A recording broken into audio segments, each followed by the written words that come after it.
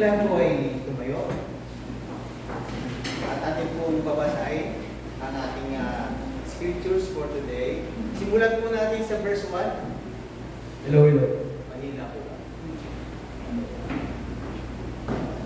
Salitang pagbasa uli po. Nang ang hari ng Juda ay si Ahaz, anak ni Jotam na anak ni Uzzias, ang Jerusalem ay sinalakay ni Haring Rezin ng Syria at ng hari ng Israel na si Pekah, anak ni Remalias, ngunit hindi sila nagtagumpay. Verse 2. Salitan po tayo magbasa. Ay, wala. Okay. Verse 2. Muna po sa verse 2 pa sa Kevin. Okay. Muna po tayo. Verse 2. Sige po. Go ulit. Number 2. Verse 2. Verse 3.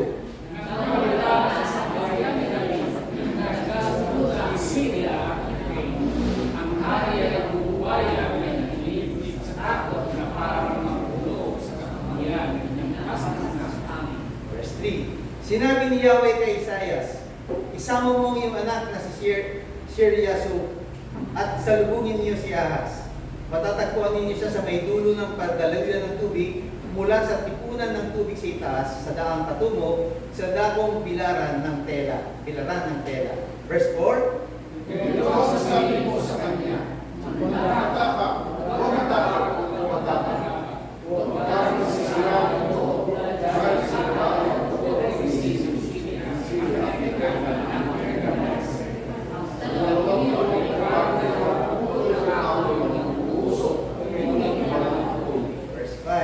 nagbalak ng masama laban sa iyo ang Syria, ang Israel at ang anak ni Remalias at kanilang sinabi, verse 6.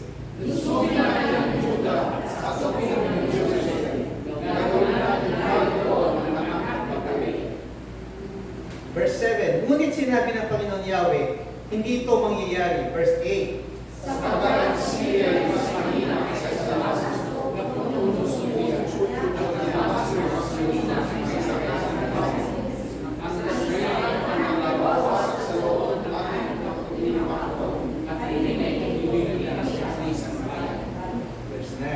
malakas pa kaysa Israel ang lungsod ng Samaria na punong lungsod nito, at ang Samaria ay mas mahina kaysa Haring Pekah. Ikaw ay mabubuhay kapag hindi naging matatag ang iyong pananalig sa Diyos. Verse 10. muling salita si Yahweh kay Ahaz. Verse 11. Humingi ka ng palatandaan kay Yahweh na iyong Diyos, maging ito ay buhat sa malalim na libingan o sa kaitaasan ng langit. Verse 12. Ngunit sinabi ni Ahaz, hindi ko ako hindi ko susubugin sa Yahweh. Verse 13. At sinabi ni Isaias, makinig kayo sa bahay ni David. Hindi pa ba sapat na subukin ninyo ang pagtitis ng tao at pati ang pagtitis ng aking Diyos ay inyong sinusubok? Verse 14. Dahil ito si Yahweh mismo ang ibigay sa inyong napatatanda. Hindi ang siyang salaga ang sisisilang ng isang sanggol na lalaki at tatawagin sa pangalan ni Emmanuel. Verse 15. Gatas at pulot ang kanyang kakainin kapag marunong na siyang umiwas sa masama at gumawa ng mabuti. Verse 16. Sapagkat bago matuto ang mga kanyang iwas sa masama, gumawa ng mabuti, Verse 17. Ikaw at ang iyong bayan, pati na ang sambahayan ng iyong ama, ay ipapasabog ni Yahweh sa hari ng Assyria. Pagdaranasin ka nito ng paghihirap na kailanman hindi mo pa naranasan mula nang humiwalay ang Ephraim sa Judah. Sabay-sabay po, verse 18. Sa panahon ninyo, tatawagin ni Yahweh ang mga isyon na parang kamalanga mula sa malalayan ng ilog-ilog at ang mga Assyria ay lalalayan. Tayo po ay manalangin. Kapilang mga maraming salamat po sa inyong mga salita. Kayo po ang kumilos, O Lord God. We pray for the Holy Spirit to move in our needs. Open our hearts, O Lord God. Patuloy niyo po bigyan ng kalakasan, Panginoon, sa iyong pag-aaral at sa pag-deliver po ng salita. Itago niyo po kami, Panginoon, sa iyong pag-ibig. Alam-dalan niyo, Lord God, sa pamamagitan ng iyong banal po. And we may glorify you today, O Lord God. This we pray in His name. Amen. Amen. Kayo may makakaupo na. So, So, ang title po ng topic po naka-assign sa atin ngayon ay next one. Unbelief, the unforgivable sin. Okay. Meron palang unforgivable sin. So, ating pag-aralan kung nung bata ako narinig ko na yan. Nung ako ay dati pa umaten sa Roman Catholic Church. So, what do the Roman Catholics believe? Andyan ba yun? Okay. So, ito po paniniwala ng Roman Catholics. All sin is an offense against God and a rejection of His perfect love and justice. Yet, Jesus makes a distinction between these two types of sins. We call the most serious and grave sins mortal sins. Di ba? Ano yung mortal sins? Mortal sins destroy the grace of God in the heart of the sinner. So by their very grave nature, a mortal sin cuts our relationship off with God and turns man away from his Creator. So yung mortal sin siya magpapahiwalay eventually sa isang member ng Catholic Church. St. Peter's letter to the Hebrews tell us that if we sin willfully, after having the knowledge of the truth, there is now left no sacrifice for sins. Yan yung ginagamit po nilang basihan. And then the second type of sin is the venial sin. Ito po ay yung less grave matter lang naman. Does not cut us off from Christ. However, venial sin does weaken grace. So yun daw pong grace ng Lord ay dapat buo ay nagiging kalahati na lang. In the soul and damages our relationship with God. And then a person who frequently indulges in venial sin is very likely to collapse into mortal sin if he persists in his evil ways. Okay, meron pa tayong verse 9 na may slide pa tayo dyan sa sunod. Ayan. Pamidar pa kayo dyan sa picture na yan.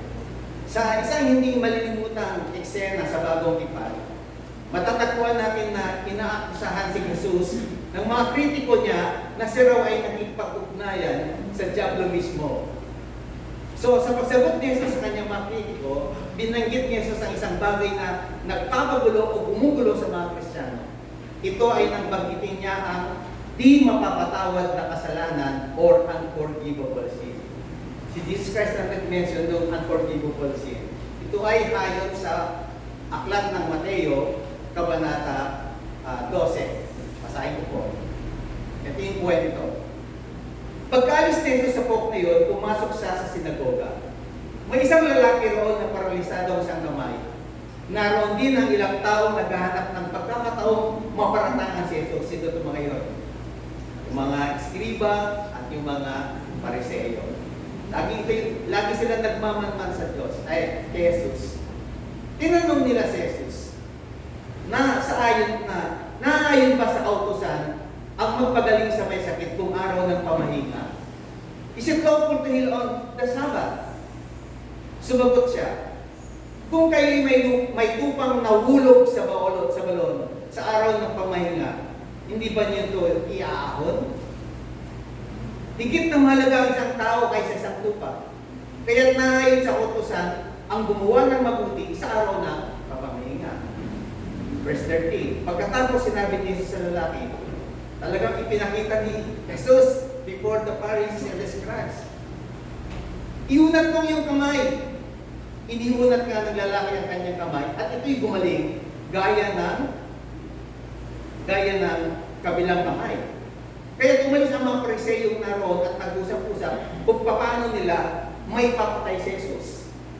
Nang malaman ito ni Jesus, umalis sa lugar na iyon. Subalit maraming tao sumunod sa kanya at pinagaling niya ang lahat ng may sakit. Ngunit may pit niyang pinagbilin na huwag nilang pamalita kung sino siya.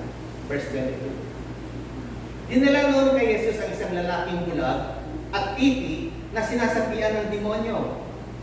Pinagaling siya ni Jesus, kaya siya'y nakakita at nakapagsalita. Namamahang lahat at sinabi nila, ito na kaya anak ni David?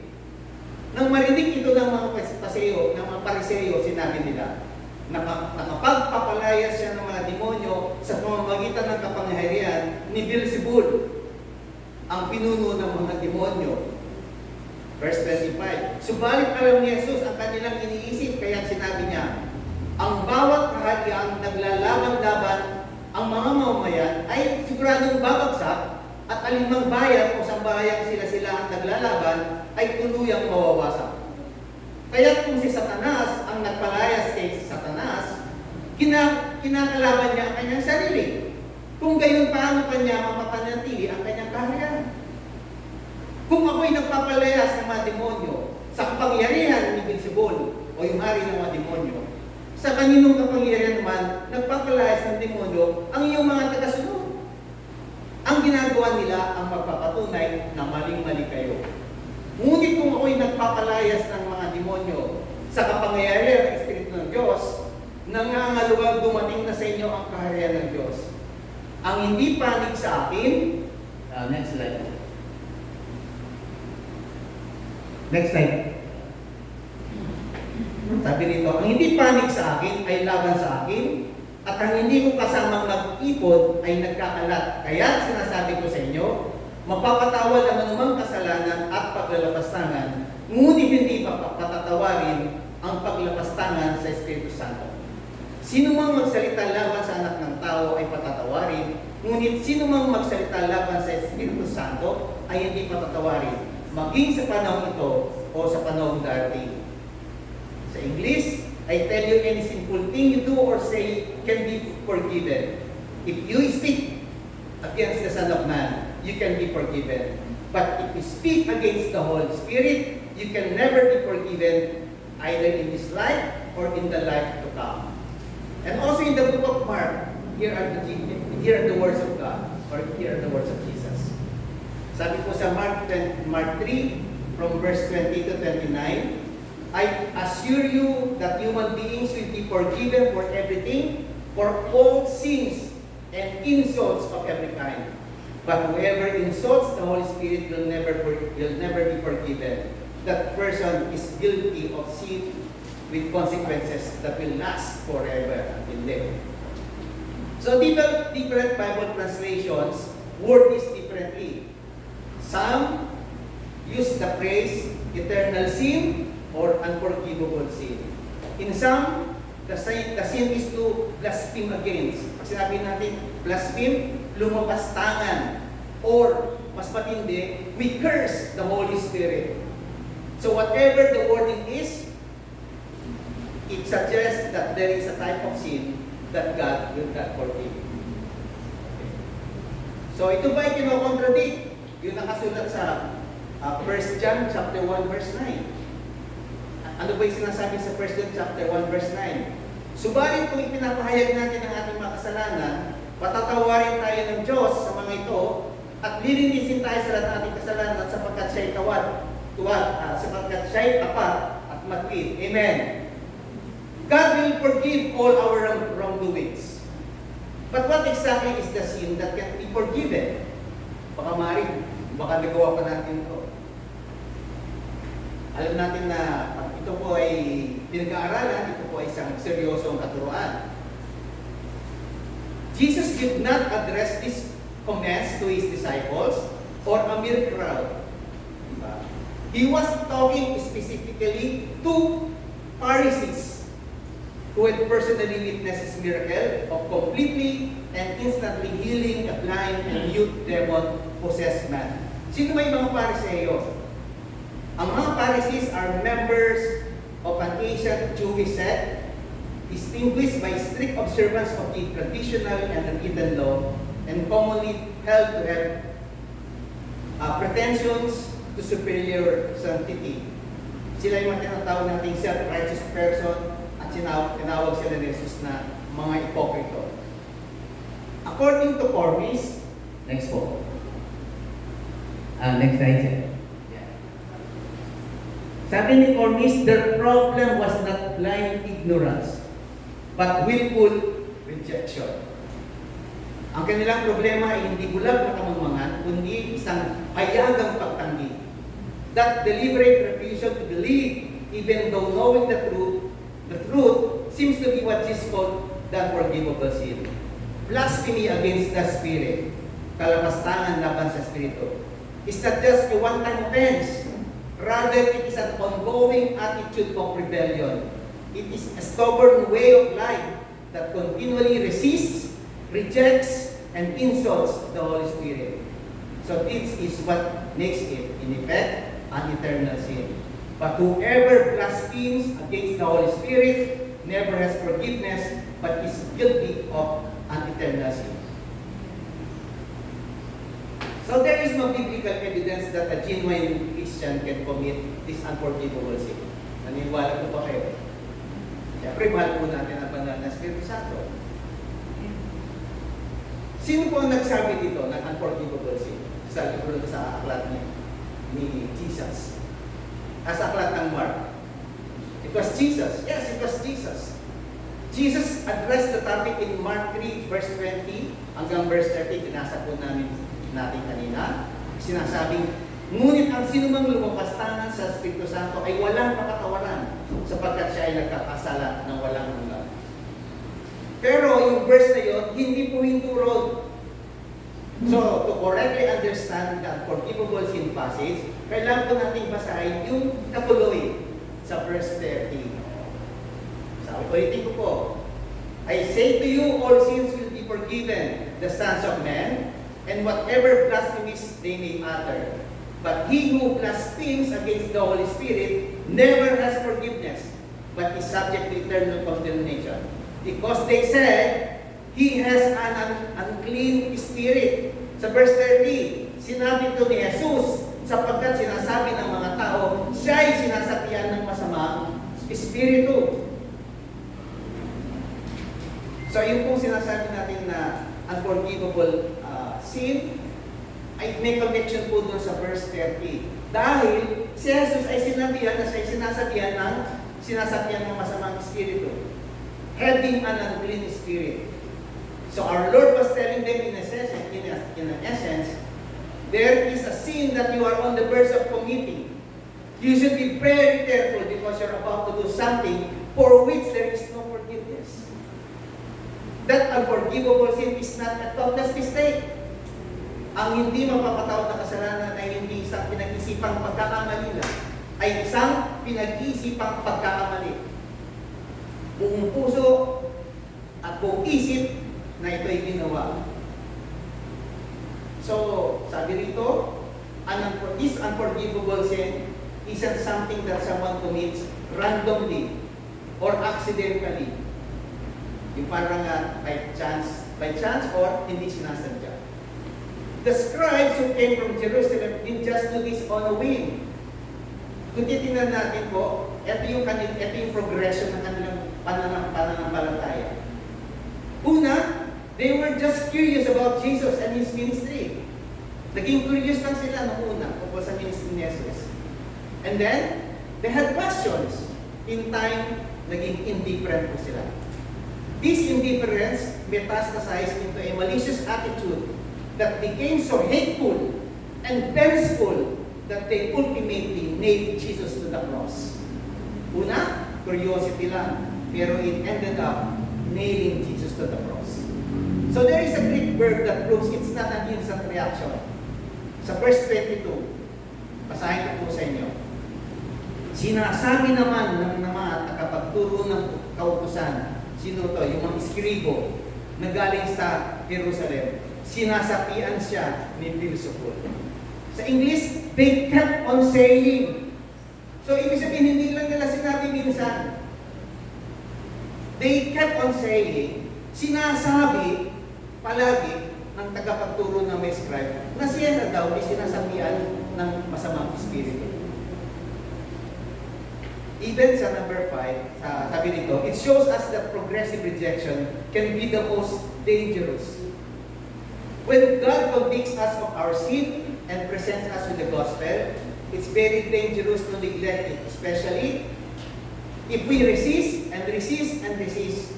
After a while, nagiging matigas na ating puso, dahil ito'y pinatigas na ng ating nakasalanan at nagkaroon na ng kalyo ang ating kaluluwa. then our ears can no longer receive the truth. Marami na tayong nakita niyan na sa katagalan ng kanilang kasalanan, kahit na tayo na nag-share because their hearts are closed and hardened, callous, ang hirap na natin makapasok. Knowing the Word of God is not enough. Yung may scribo na to, di ba? Sila yung tagasulat. They had copied Isaiah 53. Ang ginagawa ng mga scribo, yung Old Testament, copy sila ng copy, sinusulat talaga nila yan. Yan ang trabaho ng mga scribes. Every day they copied the ancient scripture, scroll by hand. So they had copied Isaiah 53 about the suffering servant. They had copied Psalm 22 about the death of the Messiah. They knew Micah 5 and the prophecy of our Lord's birth.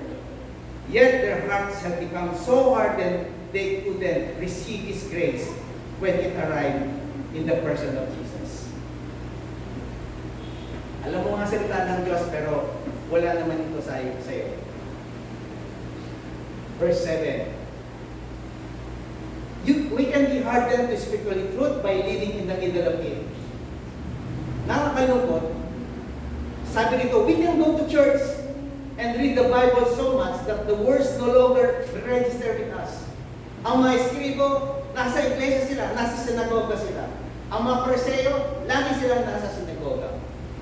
Pero yung salita ng Diyos ay hindi nagre-register. Hindi, ay ibig sabihin sa Tagalog, hindi tumitimo sa kanila. Sapagat ang katotohanan sa kanila ay malayo.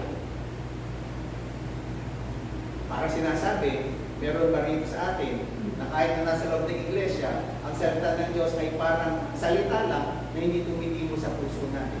Papasok sa isang tenga, lalabas sa kanilang tenga. The unforgivable sin is denying the deity of Christ or the deity of Christ. Ang pagiging Diyos ni Kristo. By ascribing or giving credit the miracles of Jesus to Satan, the religious leaders were denying the deity of Jesus Christ. They were saying He could not be God. Yet by His miracles, He was showing Himself to be nothing and no one less than God. We Christians believe that only God Himself can do what He has done. Rejecting the Holy Spirit and rejecting the deity of Christ are connected. If the Holy Spirit who witnesses the deity of Christ in the world today, the doctrine of Trinity is central to the most Christian denominations and faith groups. The term Trinity is not found in the Bible, and the concept is not easy to grasp or explain.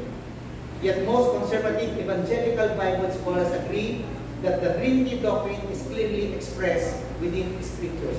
Here are some of the following religions that reject the doctrine of Trinity.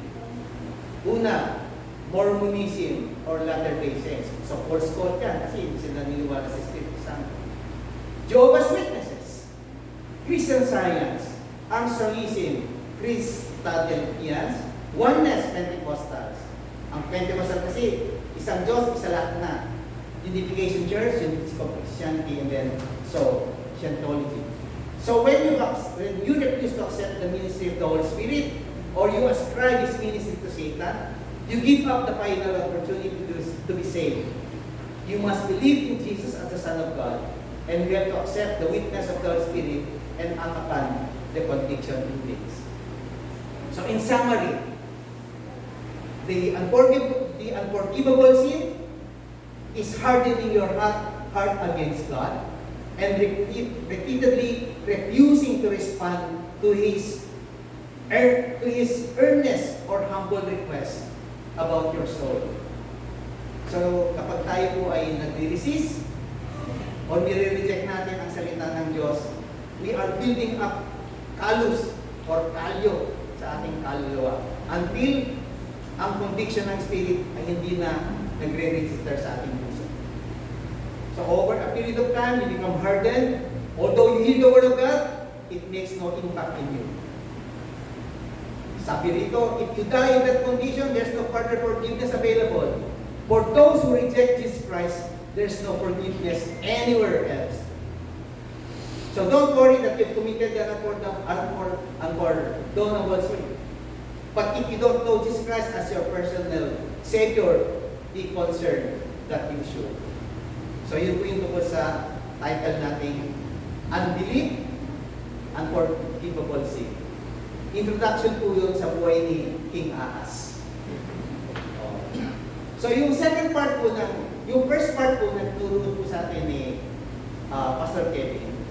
Ang title po doon ay Even the Mighty Man must trust in the Lord. Pinapatungkol po doon sa buhay ni King Ahaz. Yun po ay nasa Isaiah chapter 7 from verse 1 to verse 9. Yung pangalawang part po ngayon ay ang title po ay Unbelief is the Unforgivable Sin. So ito po ay patungkol ulit sa buhay ni King Ahaz. Okay. So, basahin ko lang po yung verse 1 at saka yung verse 2 nung kay Pastor Kevin na binasa ko noong nakarang linggo. So as we continue, let's be reading Isaiah chapter 7, verse 1 to 2. Yung sa akin po kasi verse 10 to 18. Nang ang hari ng Judah ay si Ahaz, anak ni Jotham, na anak ni Uzzias, ang Jerusalem ay sinalakay ni Haring Rezin. Pwede po pakita muna natin yung map. Ayan po. Magpapakita ko muna po yung ancient map. So, doon po sa hindi po nakakaalam, ang Israel po dati, o yung dati, pero nahati po siya sa dalawang kingdom. We have the northern kingdom and we have the southern kingdom. Ang northern kingdom po, 10, di po ba, there are 12 tribes, yung anak ni Abraham. Yung pong 10 tribes, nag-join po sila, and they form the kingdom of Israel. Huwag po kayong malilito doon sa Israel. Yung pangalan nilang Israel, kailan na lang po yan. Pero dati po, yung 10 tribes, ang pangalan po ay Kingdom of Israel. And then yung Southern Kingdom, yung dalawang kingdom lang po dito. Dalawang tribo lang ang nag-join dito. Okay, so they call themselves the Kingdom of Judah. Dalawang tribes lang po. Okay. Doon po sa itaas po nila, andun po yung Assyrian Empire. Okay. So, dito po sa taas naman ng Northern Kingdom, andito po yung Syria. Yun natin, hindi makikita yung Syria. Okay, at andito po. So ito po yung Assyrian, ito po yung Assyrian sa Syria. Yung Syria po nandito, yung Kingdom of Aram. Okay. At saka yung sa ibaba, okay, so Kingdom of Judah. Okay. Sige po. So, balikan po pala yung binasa kong verse. Ang hari po doon ng Judah ay si King Ahaz. So, dito po siya. Okay? Tapos, Aram of Syria. Nang pabalitaan ang sambayan ni David. So, dito po tayo yun. Kingdom of Judah po yun. Ang naghahari po doon ay si King Ahaz. Nang mabalitaan ang sambayan ni David na nagkasundo na ang Syria at ang Ephraim, ang hari at ang buong bayan ay nanginig sa takot na parang mga puno sa kakayan na hinampas ng hangin. So there are three main actors mentioned. Una, the King of Judah. Sino yung King of Judah? King Ahaz. King of Israel? King Pekah. Sino yung King of Aram? Or sino? Si Rezin. King Rezin. So, pag-usapan natin yung Aram or Syria. During the Middle Assyrian Empire, Syria, apart from the Assyrian northeast corner, was known as the land of the Amorites, Amuru. And during the Neo-Assyrian Empire, was referred to as Eber, Nari, and Aram. So, Aram sila. That is the ancient name of Syria. Now, punta muna tayo sa Israel. The northern kingdom of Israel, including the territories of the 10 northern tribes, except Judah and part of Benjamin. So, yung Judah naman. So, the kingdom of Judah, anong capital ng Judah? Jerusalem. So as a reminder, the kingdoms of Judah and Israel are two segments of a formerly unified kingdom which was divided shortly after Solomon's death. So in this context, an alliance was formed between Israel, that is the northern kingdom, and Aram, and non-Israeli kingdom, to attack Judah, whose capital is Jerusalem. They do this because Judah apparently refused to participate in a coalition against the northern Assyria. So, ni-invite nila itong dalawa, at kung tignan mo Judah, na mag-form sila ng sinaform na ng alliance ng dalawa. So, ini-invite nila si King Ahaz para mas malaki yung kanilang alliance against Assyria. Bakit takot sila sa Assyria? Bakit kinatakutan ng Assyria? Who were the Assyrians? They were a powerful, warring nation that exerted an iron-like grip over their expansive and powerful empire. Si Haley, ito yung one of the foremost Bible scholars, describe niya kung sino itong mga Assyrians. Ano ito? The cruelty of the Assyrians. They skinned their prisoners alive. Binabalatan nila ang kanilang mga prisoner na buhay. Or pinuputol lang kanilang mga kamay, paa, ilong, tenga, or dinadapot yung mga mata. At pati yung dila ay kanilang pinupul out. And made mounds of human skulls, all to inspire terrors. Okay. Alam niyo ba na ang capital ng Assyria ay Nineveh? Nineveh. So the city was founded by Nimrod after the flood. During the time of King Sargon, Nineveh became the capital of Assyria. Now you should know the reason of Jonah, why he was disobedient, and when he fled from God so much to prophesy against the wickedness of the city of Nineveh. Then alam niya kung paano ka, lalo na ikaw, magiging messenger ka pa ng God. Pakapatayin ka nila, palatang ka na. Kaya ayaw niya talaga. Okay. So alam natin, dumating pagkakataon na talagang he can say no. Kaya ang laki ng epekto nito kay King Ahaz. Nang mabalitaan ng sambayan ni David na nagkasundo na ang Syria at Ephraim, ang hari at ang bayan ay nanginig sa takot na parang mga puno sa kakayan na inampas ng hangin. Dito na pumasok si Propeta Isaiah. And God comforted him. Sa verse 4, di ba? Ito yung napakagandang tinuro ni Pastor Kevin noong nakaraan. Kasi ito yung salita ng Diyos na sabihin mo to sa kanya. Ito, inutusan niya si Propeta Isaiah na sabihin mo to. Ang words to galing mismo sa salita ng Diyos. Ang sabi sa verse 4, huwag mandara, huwag matakot at mabagabag. Huwag kang masira ng loob dahil sa nag-aalab na po at Resin ng Syria at Ipeka ng Remalayas. Ang dalawang yun ay parang dalawang putol na kahoy na umusok, ngunit walang apoy. Di ba God comforted Ahaz?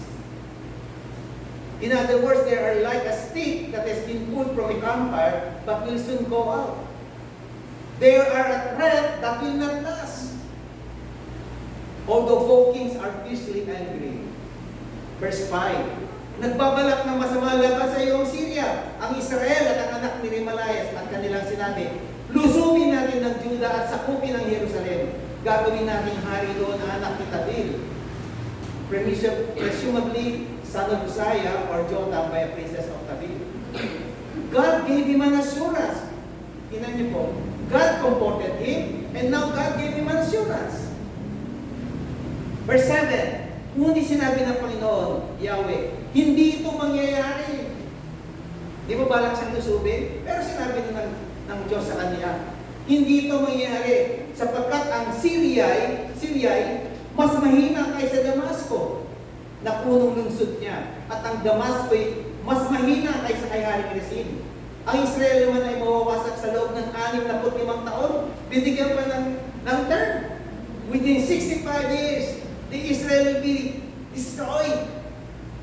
At hindi na ito ibibilang na isang bayan.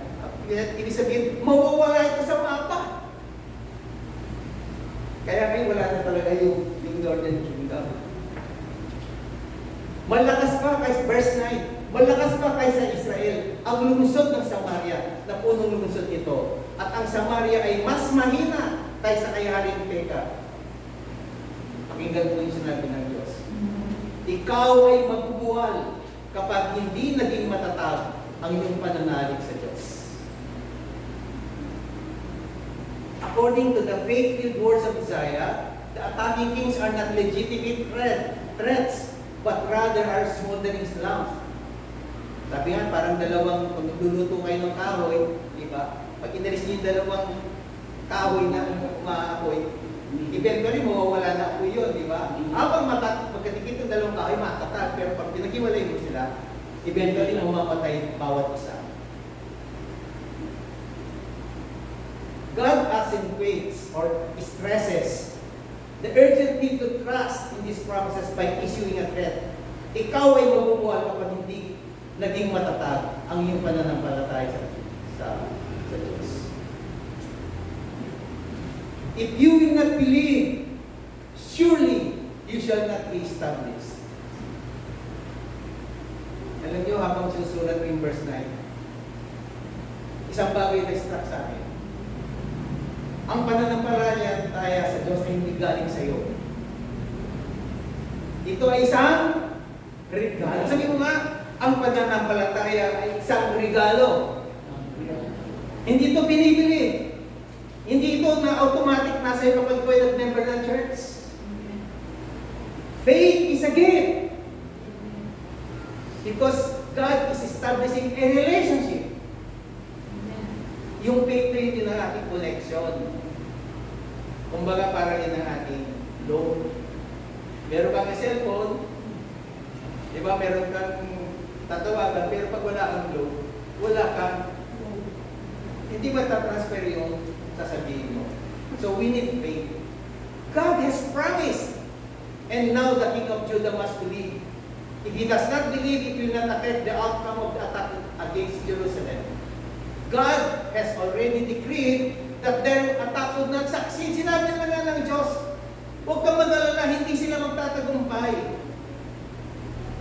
Isaiah's words underscore or emphasized the urgent need for the king to trust God. And the inherent danger is failing to do so. Whether he has stands or falls depends entirely on trust in God's word.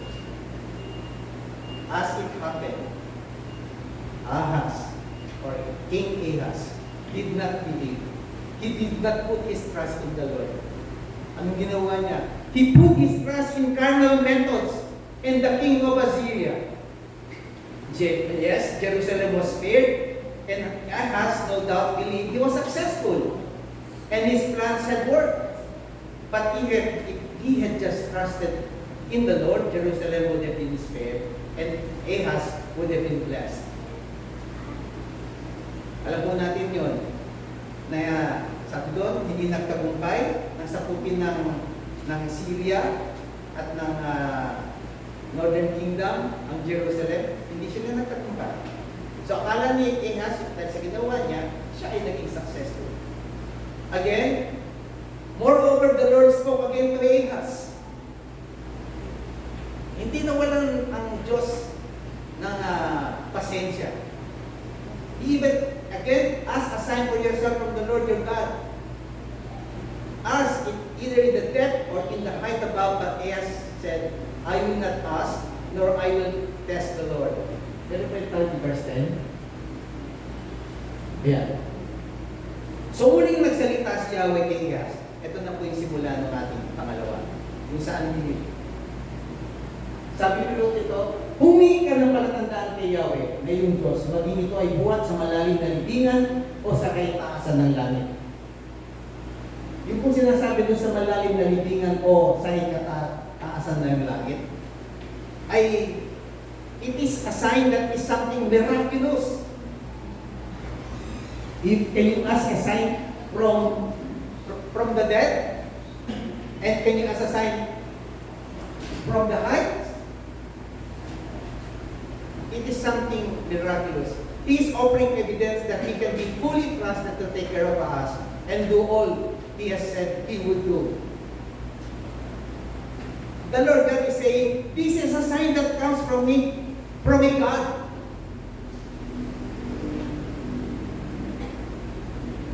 In the Bible, asking for a sign from the Lord to verify trust is almost always cast as a lack of faith. Sa Bible, kapag ikaw po ay humihingi ng sign from the Lord, ito ay nangahulugan, ikaw ay walang pananampalataya. Lord, humingi ako ng sign. When Zechariah is told by the angel Gabriel, he will have a son, he hints at wanting confirmation. Sabi nga ni Zechariah, tinanong niya dun sa anghel, how can I be sure of this? I am an old man and my wife is well along in years. Sinabi ni Zechariah sa anghel, paano ko matitiyak na mangyayari yan? Ako'y matanda na at kayo din ang aking asawa. Sumagot ang anghel, ako'y si Gabriel na nakatayo sa harapan ng Diyos. Isinugo niya ako upang dalhin sa iyo ang magandang balitang ito. Ngunit dahil sa hindi ka naniniwala sa mga sinasabi ko, matutupad pagdating ng takdang panahon, ikaw ay magiging pipi. Hindi ka makakapagsalita hanggang sa araw na maganap ang mga ito. Sino yung tatay niya? Sino ang anak ni si Zacharias? Si Juan John the Baptist. Pinsan ni Jesus Christ. So sabay na nagbuntis si Mary at saka si Anna. Anna o yung asawa? Elizabeth. Okay. Kung merong istorya kay Zechariah, meron ding istorya kay Gideon. So, alam natin na si Gideon ay binigyan ng maraming miraculous signs to bolster his faith para siya ay pakitaan ng mga exemplary na mga paglalaban. Sumalit dumating din sa kanya yung pagkakataon na may sinabi sa kanya ang Diyos na sinasabi ninyo sa akin na kung ako gagamitin niyo upang iligtas ang Israel. So parang gusto niya magkaroon ng ebidensya. Dahil dito ang sabi niya sa Diyos, maglalatag ako ng isang lana sa giikan ng trigo. Kapag nabasa ito ng hamog, ngunit tuyo ang paligid, ako nga ang gagamitin niyo upang iligtas ang Israel. Ganun nga ang ginawa ni Gideon. Kinabukasan ng umaga, kinuha niya ang lana at pinilatag sa giikan, at ang pigayin nito, napuno niya ng tubig ang isang mangkok. At sinabi ni Gideon sa Diyos, huwag po kayo magagalit sa akin. Mayroon pa po ako isang hilingin. Nais ko kung matuyo naman itong lana at mabasa ng hamog ang lupa sa paligid. Kinagabihan, ginawa nga yun ng Diyos. Tuyo na ang lana, ngunit basa ng hamog ang lupa sa paligid nito. Okay. So balikan natin yung istorya ni King Ahaz. To prove he is with Ahaz and his power is real, the Lord has commanded us to ask for a sign. Sino ang nag-aas ng sign? Ang Diyos na. Yung kay Gideon at Zechariah, sila ang humihingi ng sign. Pero at this time, ang sabi ng Diyos kay King Ahaz, humingi ka ng sign. Ang sign na to ay miraculous, supernatural. It is a demonstration of the power of the Lord. Parang ginaganti na nga niya na ang Diyos na nagsasalita sa iyo, di ba? At isa pa, through Isaiah, the Lord has even emphasized that there will be no limits on the sign. Ahaz can request it. It could be anything that would bring Ahaz the peace of mind that God's power was at work, available. Anumang bagay na magbibigay ng kapayapaan sa kanyang isip, na ang kapangyarihan ng Diyos ay gumagana sa kanya sa bayan ng Juda. It is a startling gracious grace.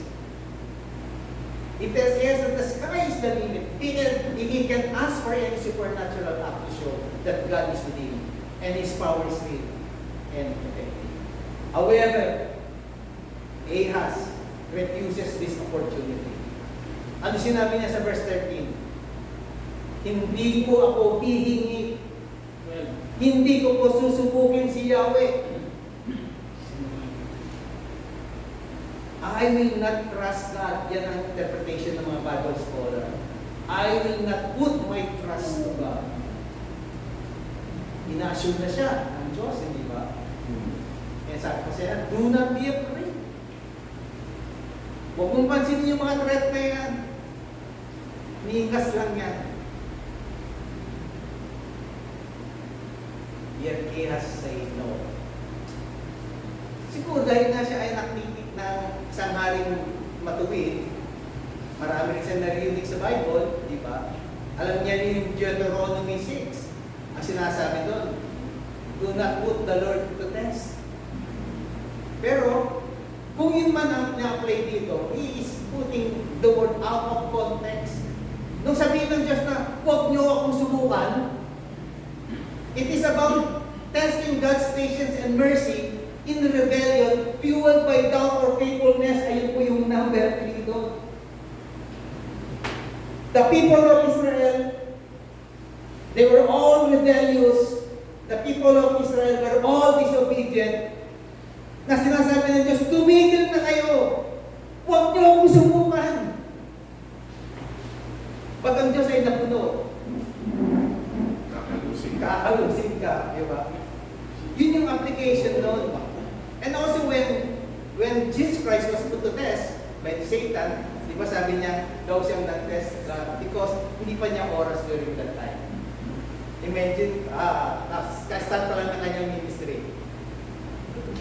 So yung pag-test na yun ay hindi nag-a-apply kay Ahaz. God called him to ask for a sign.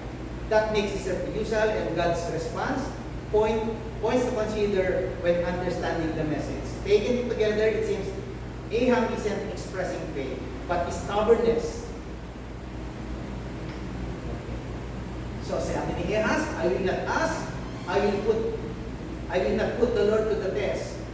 So King Ahaz pretended to be very spiritual by refusing to ask for a sign, but his rejection of the sign was actually a rejection of the Lord and his messenger. So, pagkatapos niya sabihin yun, ang Diyos ay sabi niya, sige, ako ang magbibigay ng sign. Dahil ayaw mo na humingi ng sign, ako ang magbibigay ng sign. Okay. Ito po yung sign. Okay. Verse 13. The Lord said to Ahaz, the sign of Emmanuel. Ang ganda nung kanta natin kanina, di ba? Every time na remember ko yun gusto ko makita si Sister Lord, kinakanta niya yun. Nung panahon namin ni Sister Luz, pag pinapakandi awit na yun, natawag, Sister Lord. Kaya si Trisha na kumakanta ngayon. Okay. Sabi sa first step. At sinabi ni Isaiah, makinig kayo sa bayan ni David. Hindi pa ba sapat na subukin niyo ang pagtitiis ng mga tao at pati ang pagtitiis ng aking Diyos ay inyong sinusubok? Dahil dito si Yahweh mismo ang bibigay sa inyo ng palatandaan. Maglilihi ang isang dalaga at magsisilang ng isang sanggol na lalaki at tatawagin sa pangalan ni Emmanuel. Gatas at bulot ang kanyang kakainin pag marunong siyang umiwas sa masama at gumawa ng mabuti. Sapagkat bago matuto ang bata na umiwas sa masama at gumawa ng mabuti, pakinggan nito, ang lupain ng dalawang haring kinakatakutan mo ay buwawa sa akin. So this is by the age of 3 or 4, si Jesus Christ. Luwanasak na yung dalawang lupang kinatatakutan mo. The king of Judah has done a terrible thing. The Lord has promised Ahaz and the two kings who are now threatening him and Jerusalem will soon be out of the picture. In verse 7 and verse 4, he was told Ahaz not to worry. Then God offered Ahaz the opportunity to see his power displayed and to give him the assurance that God was with him and able to do as he promised. However, God is offering a sign dito and telling someone to choose the proof. So declining the sign suggests he doesn't want confirmation of God's will. Ahaz could have asked for literally anything as a sign. He could have asked for his enemies to immediately turn and flee, or even for the sun to turn black for a moment. Instead, Ahaz turned down God. He asked for no sign from God. This is a significant turning point in God's relationship with both Ahaz and the nation of Judah. In modern language, ginawa ni Ahaz, parang sinasabi niya, don't confuse me with facts. My mind is already made up. Meron na akong plano. Huwag mo na akong guluhin. Kanina sinasabi yung hindi kay Isaiah. Sinasabi niya sa Diyos. May plano ang Diyos. Tutulungan kita. Humingi ka ng sign. Bibigay ko sa iyo. Humingi ka ng ebidensya, bibigay ko sa iyo. Ang sabi niya, ay huwag mo na akong guluhin. May plano na ako. Imagine mo, pwede ko pala sabihin sa Diyos. Don't confuse me with facts. My mind is made up.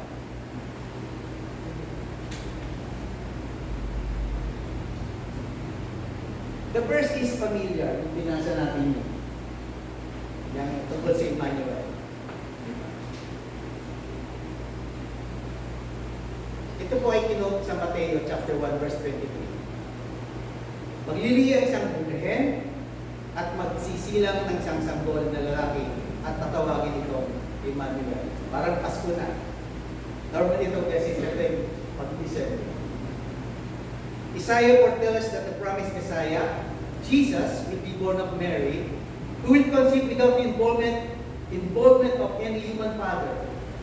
Critics point the Hebrew words used to deny the reference to a virgin birth. However, evidence from both language and history support that this was the intended meaning. Kaya tatalunan po kung ano yung virgin birth. Marami nagsasabi na ang virgin birth ay isang mature na babae na walang asawa. Pero sa ating mga Kristiyano, kung sinabi natin virgin birth, ay walang kaugnayan ng isang lalaki para may panganak si Jesus. Dahil alam natin na ang Holy Spirit ang lumubog sa kanya.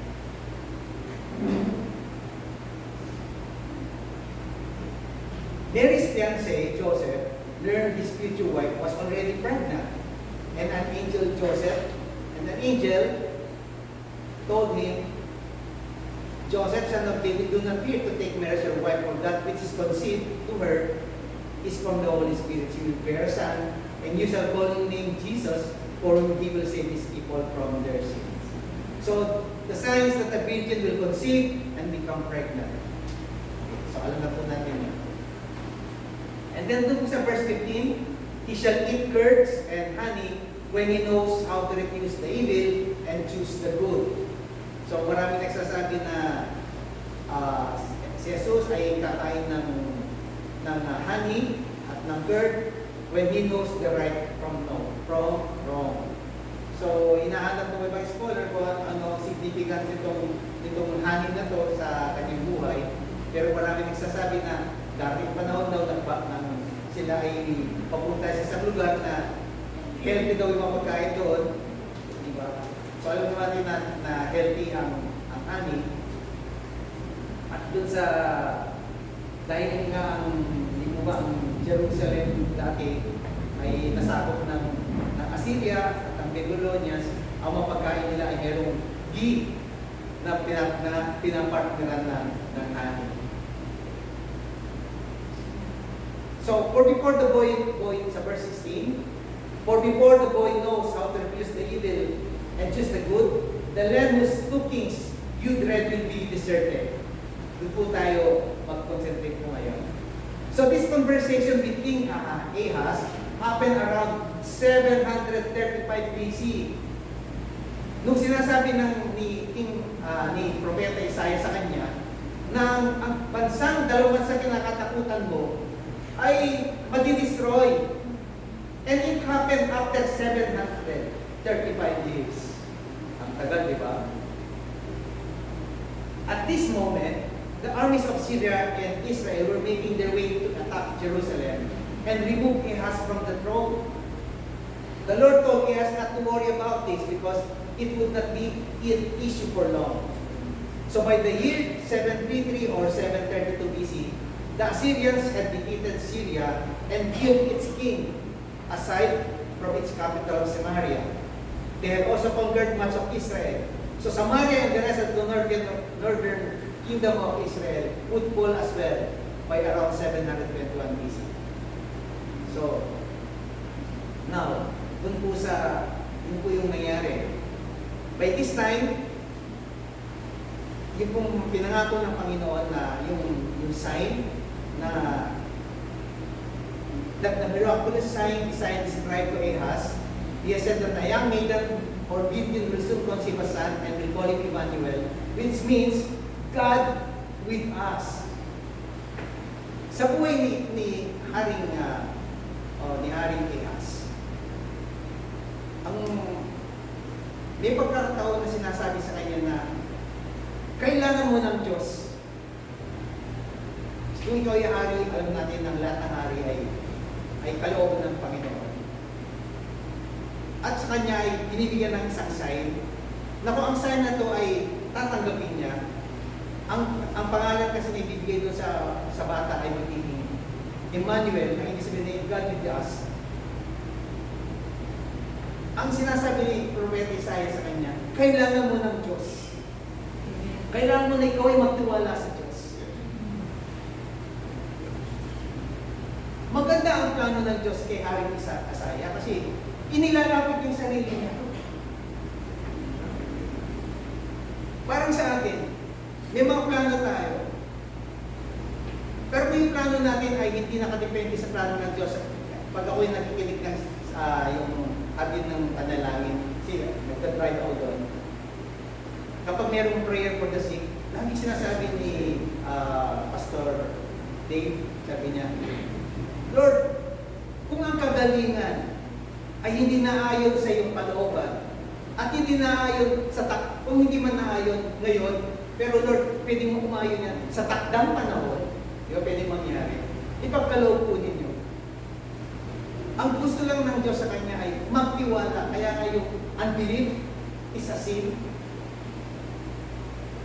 Para tayo magkaroon ng pananampalataya sa Diyos, ang sinasabi, you need Emmanuel.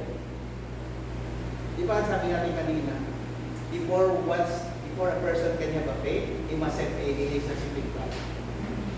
Dahil ang relationship, that is the proof, or that is the means for you to have faith. Hindi pinagkakalob ng Diyos ang pananampalataya sa isang taong walang relasyon sa Kanya. The Lord will bring upon you and your people in your father's house such days as have not come since the day that Abraham departed from Judah, the king of Assyria. Yan po yung sa verse 17. Ikaw at ang iyong bayan, pati ng sambayan na iyong ama, ay ipasasakop ni Yahweh sa hari ng Assyria. Pagdaranasin ka nito ng paghihirap na kailanman hindi mo pa naranasan mula nang hiwalay ang king reign sa Judah. Anong ibig sabihin nito? Nung ipinagkakaloob ng Diyos, siyempre gusto ng Diyos na ipagkaloob sa kanya si Emmanuel. Tinanggihan niya. Ayaw niya. Ito ang sinabi ng Diyos. Ang dami niyang tanggi. Sa una pa lang, tinanggihan na, may mga sinasabi, si Prophet Isaiah, tinanggihan niya, hanggang sa uli, tinanggihan niya, even the Messiah, even the sign, even Emmanuel, tinanggihan pa rin niya. Ito na ang sinabi ng Diyos sa kanya. Ikaw at ang iyong bayan,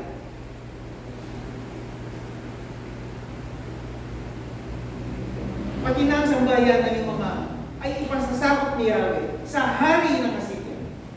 Pagdaranasin ka nito ng paghihirap na kailan may hindi mo pa naranasan mula nang hiwalay ang ipig sa Diyos. It's a really a terror, sabi natin, prophecy. The Lord God, King Ahaz has received the wrath of God. Ikaw ba naman makaparinig ka ng pagdaranasin ka nito ng paghihirap na kailan may hindi mo pa nararanasan? Hindi. After you have rejected Emmanuel, this you will receive.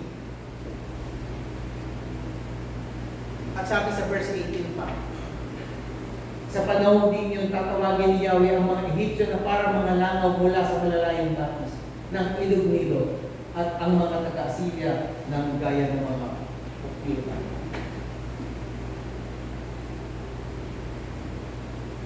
Isaiah begins a list of all the bad things that will happen to Judah in that day.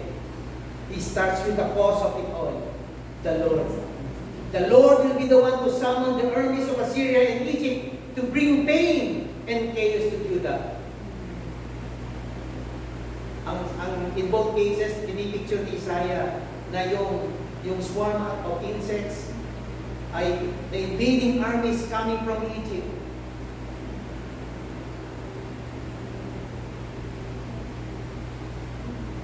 Jesus is Emmanuel. He is not a partial revelation of God with us. Jesus is God with us in all His fullness. For in Christ lives all the fullness of God in a human body. Jesus left the glories of heaven and took on the form of a servant so that He could identify with us in our day-to-day human struggles according to Philippians chapter 2. So Jesus ay ang kabuuan ng Diyos in a human body. Emmanuel is our Savior. God sent His Son to live among us and die for us on the cross.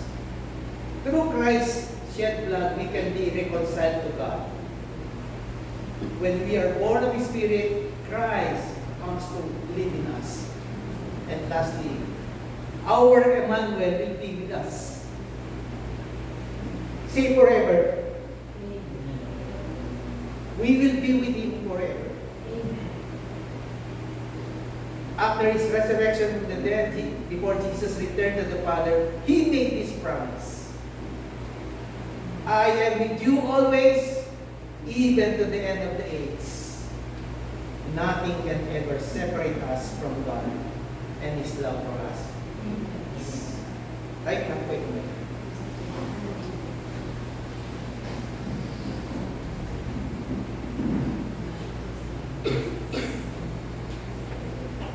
Are you asking a sign from God? Kung dito, pumayag naman siya na humingi ng sign eh. Pero yung sign na yun na yun, hindi ikaw ay nagdududa. Alam naman ng Diyos ang kahinaan natin. Pwede humingi tayo ng sign.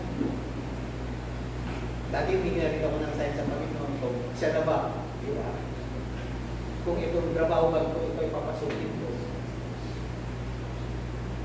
Hindi naman yung sign na nagdududa ko na ang Diyos ay hindi pwede gumawa o hindi sa buwan. Pero ang Diyos ay laging kumikilala ng ating kahinaan. Handa siyang magbigay sa ating mga kakulangan. Dahil ang Diyos ay hindi madamot. Ngunit ang Diyos ay makapangyarihan. One time I asked a friend of mine and he told me, pwede ba ako humingi ng sign kung yung mga kamag-anak ko ay tuluyan? O yung pamilya ko ay maliligtas? Kasi we're speaking, we're both 60-something na siya mas natanda sa akin ng 10 years. And he's been praying for his family for almost less than 3 decades na. Kami po ay nag-order noon. Matagal na. At matagal na rin po siyang nananalangin. Actually, namatay pa kayong tatay niya. Natitira na lang yung nanay. So, pwede ba siyang humingi ng sign kung maliligtas yun? Bago siya. Kasi gusto niya bago siya mamatay, yung nanay niya, may sama niya sa fellowship. Yung talagang tumanggap sa Panginoon. Kasi sabi niya, tumatanggap naman eh, pero wala lang hindi ko nakikita sa kanya yung pagiging anak ng Diyos. Kasi ginagawa pa rin niya yung mga dati na ginagawa. And sa buhay po natin ngayon, tingnan natin yung buhay ni King Ahaz. Dumating sa point na ang Diyos nang lumalapit sa kanya. Dahil mahal niya si King Ahaz, sigurado yun, di ba? But the thing is, sino bang nag-reject? Si King Ahaz. Sa buhay po natin ngayon, ilang years na lang ang buhay natin. Hindi natin alam, makabukas, mamaya, kunin niya taray. Ang assurance natin, our God is with us. Amen. He is our Emmanuel. He is our Savior. He will be with us forever. But the thing is, are we doing something for God today? O nagtitiwala tayo sa Kanya, pero yung pagtitiwala ba natin sa Kanya ay nakikita natin sa ating sarili, sa ating pamilya, sa buhay natin, lalo na sa ating Diyos. Tayo po natin manalangin. Lord God, maraming salamat na ang preaching na ito, Panginoon, ay marami po kayong itinuturo sa amin, Lord God. Nakita namin, Panginoon, na ikaw na yung nagpusa na lumapit. Ikaw na yung yes, Lord, we believe, O God, na ikaw na unang lumapit, ikaw na naunang gumawa bago kami nag-born again, Lord God. Ikaw na unang kumilos sa buhay natin. Panginoon, maraming salamat na tinahali po kami ng buhay, Lord God. You sent your Son to us, Lord God, so that your Son will save us, Lord. Panginoon, sa buhay namin, sana, Lord God, natanggap namin, Panginoon, na apart from you, we are nothing. Natanggap namin, Panginoon, na hindi kami dapat magmataas, na marami kami ang gumagawa ng bagay para kami ay maligtas. Alam namin, Panginoon, na ikaw ang siyang pumikilo sa aming buhay upang magawa namin ng mga pinagagawa ninyo, Lord God. You supply us with faith, you supply us with courage, you supply us with strength, and you always protect us. Our families, Lord, lagi mo pinaprotektahan, Lord. At patuloy na kaming binibigyan ng init sa paglubog, Lord God. At hindi kami pinapabayaan na mahiwalay, Lord God, sa pananampalataya.